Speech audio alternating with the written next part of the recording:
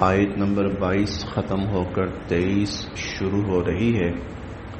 آیت نمبر 22 ختم ہو کر 23 شروع ہو رہی ہے. اعوذ باللہ من الشیطان الرجیم. بسم اللہ الرحمن الرحیم. یا ایہا الذین آمنوا لا تتخذوا آباءکم واخوانکم اولیاء ان استحبوا الکفر علی الایمان ومن يتولهم منكم فأولئك هم الظالمون. یا ایہا الذین آمنوا اے ایمان والو لا تتخذوا نہ بناؤ لا تتخذوا نہ بناؤ آباءکم اپنے آباء و اجداد کو و اخوانکم اور اپنے بھائیوں کو اولیاء سرپرست ان اگر استحبوا وہ ترجیح دیں الکفر کفر کو علی الایمان ایمان پر.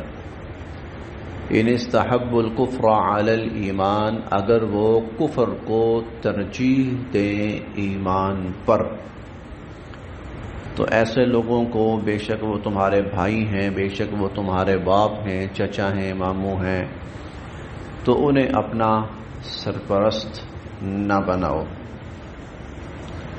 ومن اور جو یتولہم ان کو سرپرست بنائے گا منکم تم میں سے. ومن یتولہم منکم جو تم میں سے ان کو سرپرست بنائے گا فاولئک تو پس وہی ہم الظالمون ظالم ہیں. فاولئک ہم الظالمون تو پس وہی ظالم ہیں. ایک ہے حسن سلوک، وہ تو اپنے ماں باپ بہن بھائیوں کے ساتھ مسلمان ہوں یا کافر سب کے ساتھ حسن سلوک وہ تو لازم ہے. بلکہ اللہ تعالیٰ قرآن کریم میں فرماتے ہیں اگر تمہارے ماں باپ مشرک بھی ہوں، کافر اور مشرک بھی ہوں، صاحبہما فی الدنیا معروفا تو ان کے ساتھ حسن سلوک کے ساتھ رہو، ان کی خدمت کرو اور ان کے ساتھ اچھے طریقے سے پیش آؤ. مشکل میں ہیں تو ان کی مدد کرو، ان کی ضرورت پوری کر سکو تو کرو. لیکن ان کو اپنا بڑا نہ بناؤ کہ تم ان کے مشوروں سے اور ان کے فیصلوں سے اور ان کی مرضی سے چلو. نہیں، اگر وہ کفر پہ اڑے ہوئے ہیں، وہ کفر پہ رہنا چاہتے ہیں، کفر پہ پسند کرتے ہیں رہنا، اسلام قبول کرنے کے لیے تیار نہیں ہے، تو پھر تم ان کے مشوروں سے اپنے معاملات طے نہ کرو، کیونکہ ان کے مشورے کفر و شرک کی بنیاد پہ ہوں گے، ایمان کی بنیاد پہ نہیں ہوں گے. ان کی جتنے بھی مشورے ہوں گے، ان کی جتنی بھی رائے ہوں گی، وہ تمہارے لیے کفر و شرک کی بنیاد پر ہوں گی. لہذا ان کو اپنا ایسا بڑا سرپرست نہ بناؤ کہ تمہاری زندگی کے فیصلے ان کے ہاتھوں میں ہوں. نہیں. وَمَن يَتَوَلَّهُم مِّنكُمْ جو تم میں سے ان کو اپنا سرپرست بنائے گا فَأُولَئِكَ هُمُ الظَّالِمُونَ وہ ظالم ہیں. پھر قل آپ یہ بھی فرمائیے ان اگر کانا ہیں آباؤکم تمہارے ماں باپ و ابناؤکم اور تمہاری اولادیں و اخوانکم اور تمہارے بھائی و ازواجکم اور تمہارے جوڑے و عشیرتکم اور تمہارا خاندان و اموال اور تمہارے وہ مال اقترفتموہا جو تم نے کمائے ہیں و تجارت اور تمہارا وہ کاروبار، تخشونا تم ڈرتے ہو، کسادہا جس کے نقصان سے، کساد بازاری ہماری زبان میں عام استعمال ہونے والا لفظ ہے، تخشون کسادہا، اور وہ تمہارے کاروبار کے جن کے نقصان کے تمہیں خدشات لاحق رہتے ہیں، ومساکن، اور تمہارے وہ گھر رہائش گاہیں، ترضونہا جو تمہیں بڑی پسند ہیں، جو تمہاری پسندیدہ ہیں، یہ سب تمہارے رشتے ناتے ہوں، تمہارے مال ہوں، کاروبار ہوں، گھر بار ہوں، احبا اگر یہ تمہیں زیادہ پسند ہیں، من اللہ اللہ سے،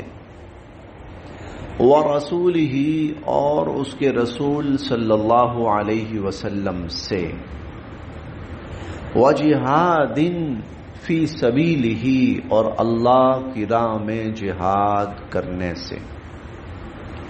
اگر تمہیں یہ چیزیں زیادہ پسندیدہ ہیں، تم ایمان نہیں لاتے، کیوں؟ اپنے ماں باپ کی وجہ سے، بیوی بچوں کی وجہ سے، کاروبار کی وجہ سے، تم جہاد پہ نہیں جاتے، کس وجہ سے؟ اپنے ماں باپ کی وجہ سے، بہن بھائیوں کی وجہ سے، خاندان کی وجہ سے، اپنے مال و دولت کی وجہ سے۔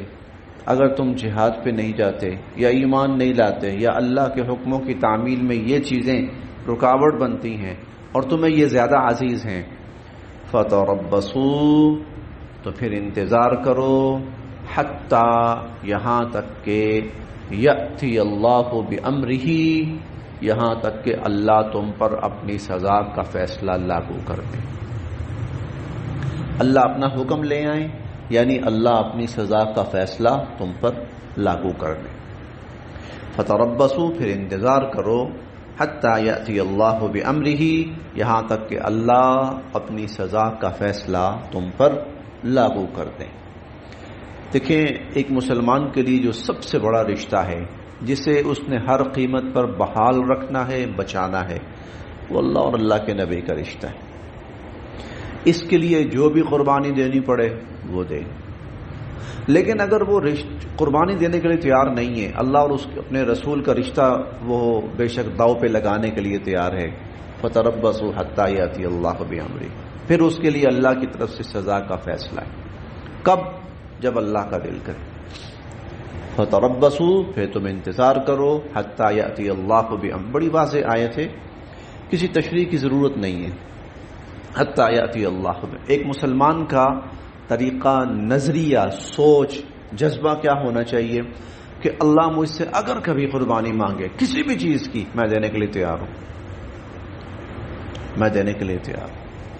اللہ بہن بھائیوں کی قربانی مانگے، ماں باپ کی قربانی مانگے، اولاد کی قربانی مانگے، میرے مال و دولت کی قربانی مانگے، عہدے کاروبار کی قربانی مانگے، میں تیار ہوں، اور دے بھی۔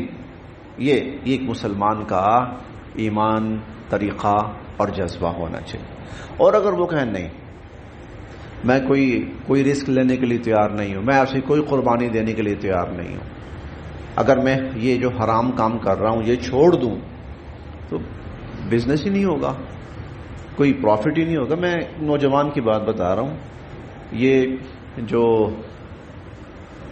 کمپیوٹر وغیرہ کے اوپر، نیٹ وغیرہ کے اوپر یہ بناتے ہیں، سائٹس بناتے ہیں، یا مختلف کمپنیوں کے لیے وہ ایڈز بناتے ہیں، تو وہ مجھ سے مسئلہ پوچھنے لگا کہ اس میں نا ہمیں اکثر جگہوں پر عورت کی تصویر لگانی پڑتی ہے،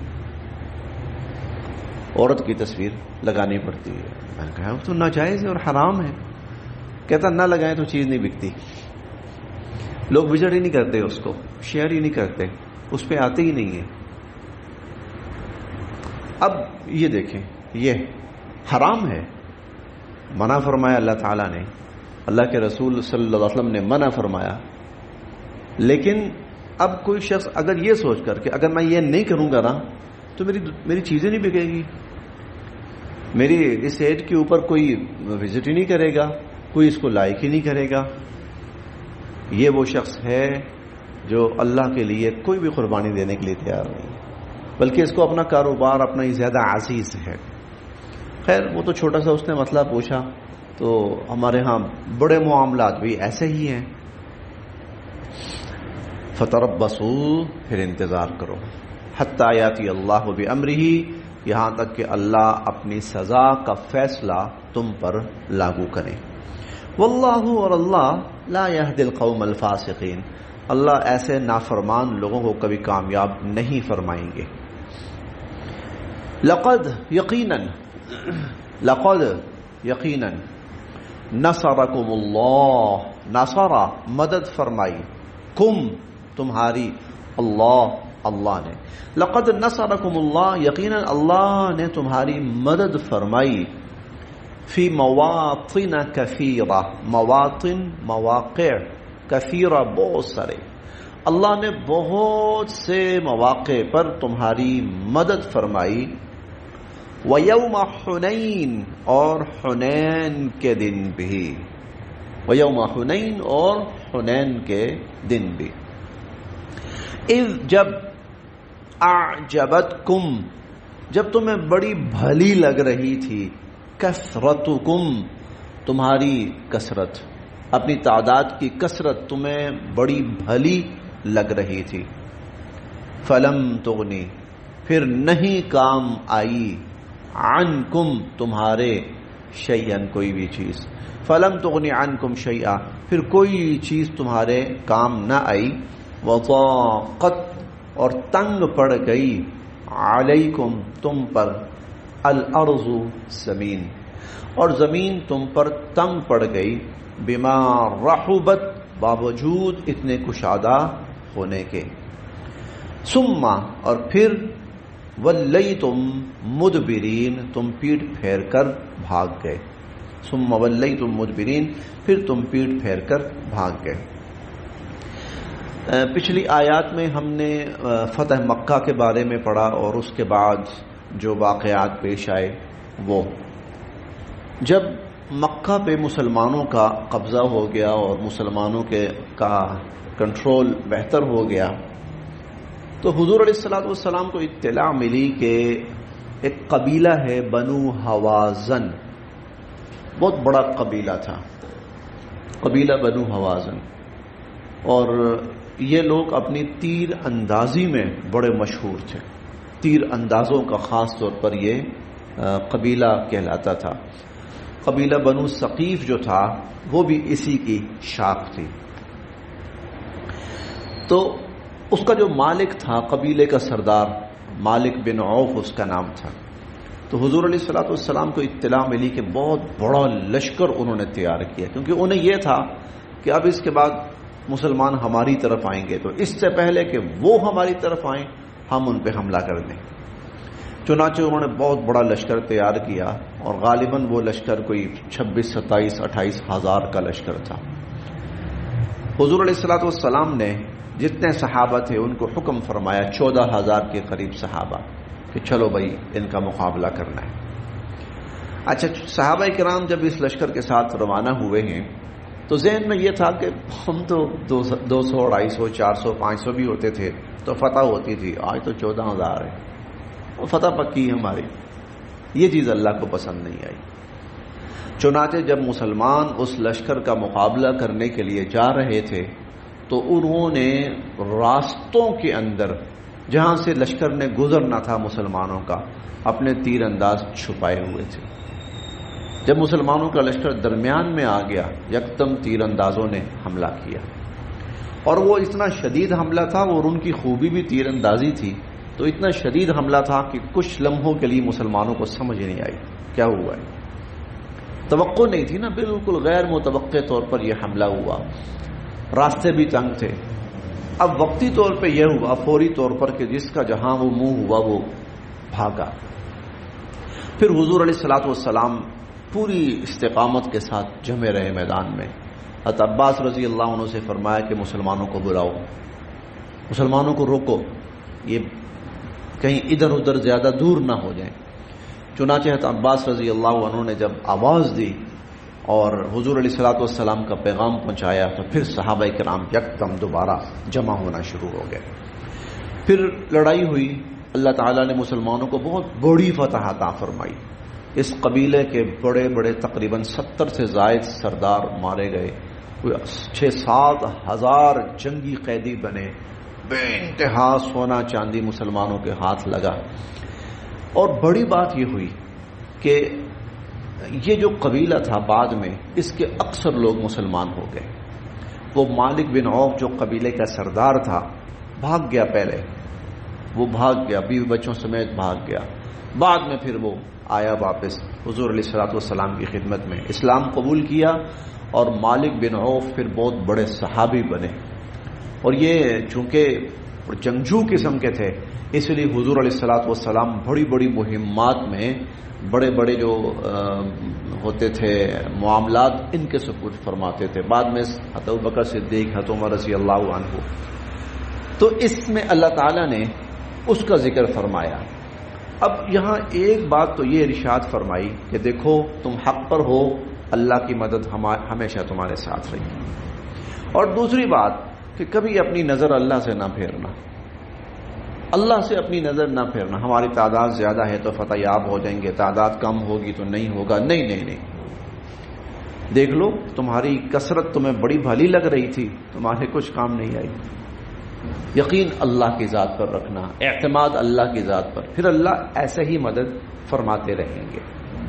دیکھیں جی، پھر دیکھتے ہیں اس کو، لقد نصرکم اللہ، اللہ نے تمہاری مدد فرمائی، فی مواطن کثیرہ، بہت سے مواقع میں، وَيَوْمَ حُنَيْن، اور حنین کے دن بھی، حنین کے دن بھی، اذ جب، اعجبتکم، تمہیں بڑی بھلی لگ رہی تھی، کثرتکم، تمہاری تعداد کی زیادتی، فلم تغنی عنکم شیئا، تمہاری فوج تمہارے کچھ کام نہ آئی، وضاقت علیکم الارض، اور زمین تنگ پڑ گئی تم پر، بما رحبت، باوجود اپنی کشادگی کے۔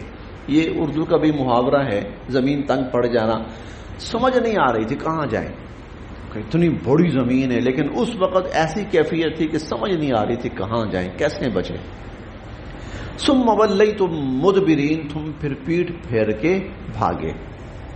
ثم، پھر، انزل اللہ، اللہ نے اتاری، سکینتہ، اپنی طرف سے تسکین، علی رسولہ، اپنے رسول صلی اللہ علیہ وسلم پر، وعلی المؤمنین، اور ایمان والوں پر، وانزل، اور اتارے، جنودن، لشکر، اور ایسے لشکر اتارے، لم تروہا، جن کو تم نہیں دیکھ سکتے تھے، یقیناً یہ فرشتے، فرشتوں کے ذریعے تمہاری مدد فرمائی، وعذب، اور سزا دی، الذین کفروا، کافروں کو اللہ نے سزا دی، وذالک، اور یہی ہے جزاء، سزا، الکافرین، کافروں کی، اور کافروں کی یہی سزا ہے۔ ثم، پھر، یتوب اللہ، اللہ مہربانی فرمائیں گے، من بعد ذالک، اس کے بعد، علی من یشاء، جس پر چاہیں گے، واللہ، اور اللہ تعالی، غفور، بخشنے والے ہیں، رحیم، رحم فرمانے والے ہیں۔ یا ایھا الذین آمنوا، اے ایمان والو، انما المشرکون، یہ جو مشرک ہیں، نجس، پلید اور ناپاک ہیں۔ انما المشرکون نجس، مشرک پلید اور ناپاک ہیں۔ اب یہ ناپاکی جو ہے ظاہر ہے یہ جسمانی نہیں ہے، بلکہ عقیدے کی اور روحانی گندگی اور نجاست ہے۔ فلا یقربوا، پس یہ قریب نہ آئیں، المسجد الحرام، مسجد حرام کے، بعد عامہم ھذا، اس سال کے بعد، اس سال کے بعد۔ اب یہ وہ جو اعلانات تھے یہ ان کا آپ کہہ لیں کہ خلاصہ اللہ تعالیٰ نے یہاں بیان فرمایا، فلا یقربوا المسجد الحرام بعد عامہم ھذا، اس سال کے بعد اب مشرک مسجد حرام کے قریب بھی کہیں نظر نہ آئے۔ وَإِنْ، اور اگر، خفتم، تمہیں اندیشہ ہو، ڈر ہو، عیلتن تنگ دستی کا، اگر تمہیں تنگ دستی کا اندیشہ ہو، ڈر ہو، فسوف تو عن قریب یغنیکم اللہ تمہیں مالدار کر دیں گے، من فضلہ اپنے فضل سے، انشاء اگر اللہ نے چاہا۔ اب یہ کیا تھا؟ یہ آج کے ماحول میں یہ بات بڑے واضح طور پہ ہمیں سمجھ میں آ جاتی ہے، اور وہ کیا تھا؟ اچھا جی، ان مشرکین کے ساتھ معاملات ختم کرنے، سب کچھ ہمارے تو بہت بڑے بڑے بزنس چل رہے ہیں ان کے ساتھ عرصہ دراز سے، سال سے، وہ 25 30 40 50 سال سے، باپ دادوں کے زمانے سے، اور یہ جو مسجد حرام ہے اور اس کے قرب و جوار کی جتنی جگہ ہیں، یہاں تو سارے کاروبار اور کھیت اور وہ سب ہیں ہی مشرکین کے۔ اگر یکدم ہم ان کو نکال دیتے ہیں تو ہم کہاں سے کھائیں گے؟ ہم تو بھوکے مریں گے، ہمارا تو بزنس فلاپ ہو جائیں گے، ہمیں تو نقصان ہوگا، اور ہمارا تو پہلا سال ہے، ابھی تک مسجد حرام اور اس کے ارد گرد دکانیں ہیں، آنے والے لوگوں کی ضروریات کا انتظام ہے، کھانا ہے، پینا ہے، سب کچھ وہ تو ان کے ہاتھ میں ہے۔ ان کو ہم نکال دیں تو پیچھے تو کچھ بھی نہیں ہے، تو بھوکے مرنے والی بات ہے۔ تو اللہ فرماتے ہیں ان خفتم عیلۃ، اگر تمہارے ذہن میں یہ اندیشہ ہو نا کہ کھائیں گے کہاں سے، بھوکے مریں گے، فسوف یغنیکم اللہ من فضلہ، اللہ اپنے فضل سے تمہیں بے نیاز کر دے گا، مالدار کر دے گا، انشاء اگر اس نے چاہا۔ ان اللہ بے شک اللہ تعالی علیم جاننے والے ہیں، حکیم حکمت والے۔ آج مسلم دنیا وہ اسی خوف سے مر رہی ہے نا، اسی وجہ سے وہ کفار کے ساتھ ان کی جی حضوری کرتی ہے اور ان کی غلامی کرتی ہے۔ نہیں جی، ہم کہاں سے کھائیں گے، ہم تو مانگنے والے ہیں ان سے، ان پہ پلنے والے ہیں، اور پھر جو ان کی ڈیمانڈز ہوں گی وہ ہم پورے کریں گے، اور جو ان کی مرضیاں ہوں گی وہ ہمیں ماننی پڑیں گی۔ وَإِنْ خِفْتُمْ عَيْلَةً فَسَوْفَ يُغْنِيكُمُ اللَّهُ مِنْ فَضْلِهِ إِنْ شَاءَ۔ جب پاکستان بنا تھا تو کون سے معاشی حالات بہت اچھے تھے؟ پاکستان جب بنا تھا تو کون سے معاشی حالات، جو اس وقت کی نا وہ جو گیم ہے وہ آپ دیکھیں، پاکستان کو معاشی اعتبار سے سخت ترین بحران سے دوچار کیا گیا تھا، سخت ترین بحران سے دوچار کیا گیا جب پاکستان بنا تھا۔ یہ ہم جو بات کرتے ہیں نا، انگریز بڑے انصاف کرنے والے ہوتے ہیں اور یہ اور وہ ہے، تو پھر جب پاکستان بنا تھا تو ان کا انصاف دیکھیں، کتنی بڑی انہوں نے ڈنڈیاں ماری اور کس طرح انہوں نے مسلمانوں کو خصوصاً نقصان پہنچانے کی کوشش کی۔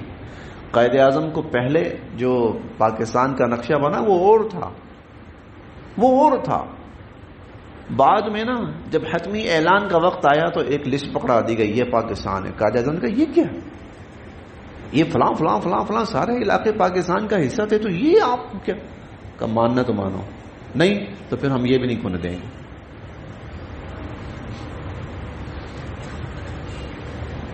بات کر کے پھر جانا، مکر جانا، یہ کفر پہ ختم ہے، خاص طور پہ انگریز پہ ختم ہے۔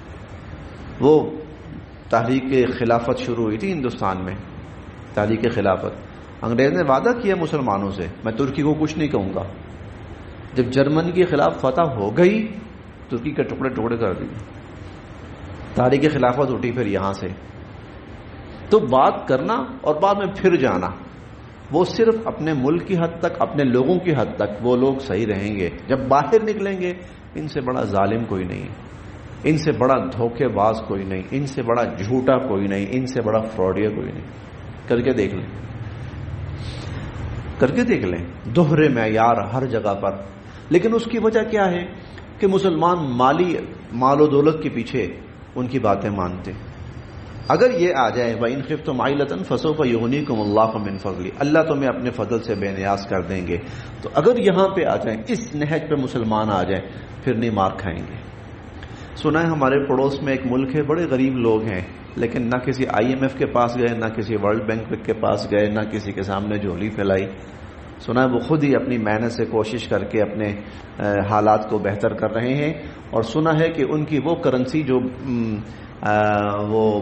جو ہے نا کباڑ کے بھاؤ بکا کرتی تھی، اب پاکستان سے کہیں زیادہ اسٹرانگ ہو چکی ہے. وَإِنْ خِفْتُمْ عَيْلَةً فَسَوْفَ يُغْنِيكُمُ اللَّهُ مِنْ فَضْلِهِ إِنْ شَاءَ.